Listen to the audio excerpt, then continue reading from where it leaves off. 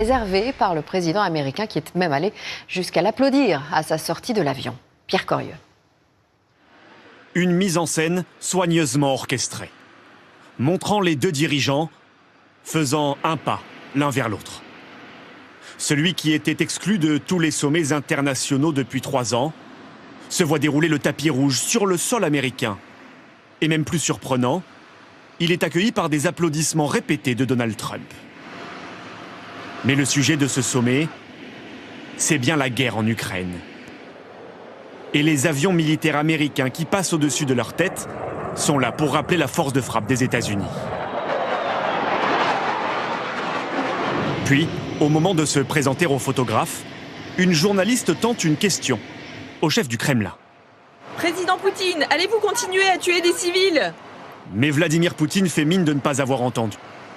Fait rare dans un tel sommet, il est invité par le président américain à monter dans sa limousine blindée. Il s'y montre très à l'aise et même rieur. Les deux chefs d'État devaient se parler en tête-à-tête.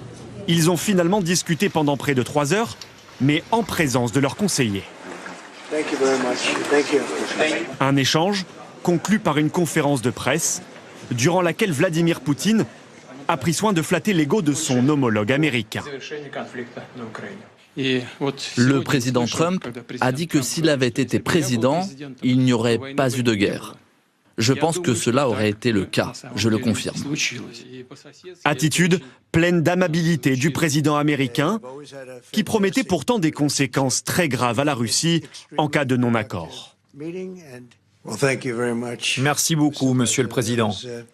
C'était très profond et je pense que nous avons eu une réunion très productive. Aucune annonce concrète n'a pour l'instant été faite. Un sommet qui a même été écourté.